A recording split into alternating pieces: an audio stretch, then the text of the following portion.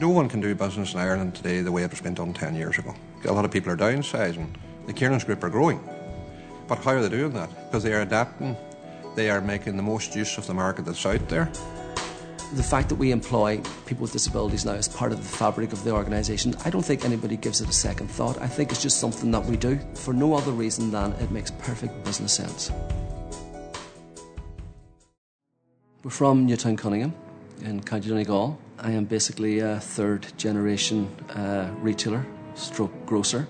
My grandfather started in the 1920s in Newtown Cunningham, and the business in those days was selling bicycles and recharging batteries. I joined the business in 1990. It was one location in Newtown Cunningham, and over the years we evolved. Today we have four shops. In that time, if we have learned one thing, is probably the need to adapt, the need to evolve. As I said to one of my managers last week, we almost at this stage need to reinvent ourselves on a daily basis. The first person that I employed with a disability was Raymond. Raymond came from the same village as myself. I asked him to come to work as a forecourt attendant, pumping fuel, and that was in 1999, 11 years ago. Any problem, don't talk to Anthony or the manager here. I'm very happy here. Last night? No, they better. When I discovered Raymond, I saw how enthusiastic he was about his job.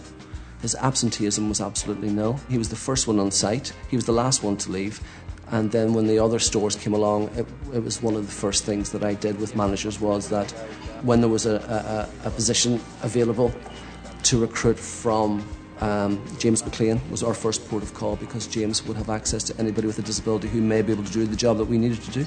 I'll get a couple of CVs down to you. Up to the 3rd of January 91, I never gave any more thought to disability other than you saw someone collect and you put a pound on the tin and you walked on.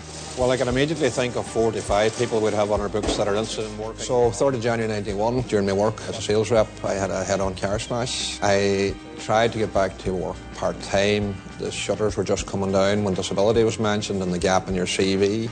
And I thought, this can't be right. I can't be put on the scrap heap at 31 years of age.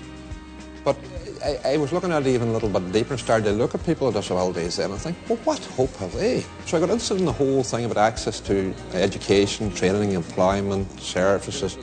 Within a number of years, we had almost 10% of our workforce were people with disabilities of one form or another. As most people will tell you, I'm a businessman, and maybe some people will tell you I'm a hard-nosed businessman.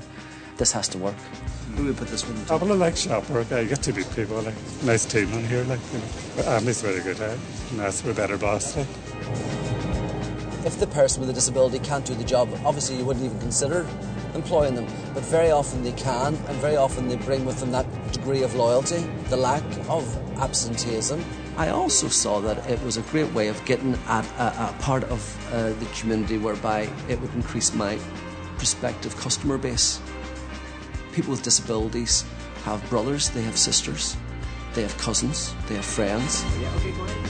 At this stage now, people with physical disabilities, sensory disabilities, people with mental health difficulties have all gained employment in Kernans. The future will always mean that we are an equal opportunities employer and that we will give people with disabilities a fair chance. If they can do the job, they will get the same pay, but the performance has to be as equal, if not better, than it would be from anybody else.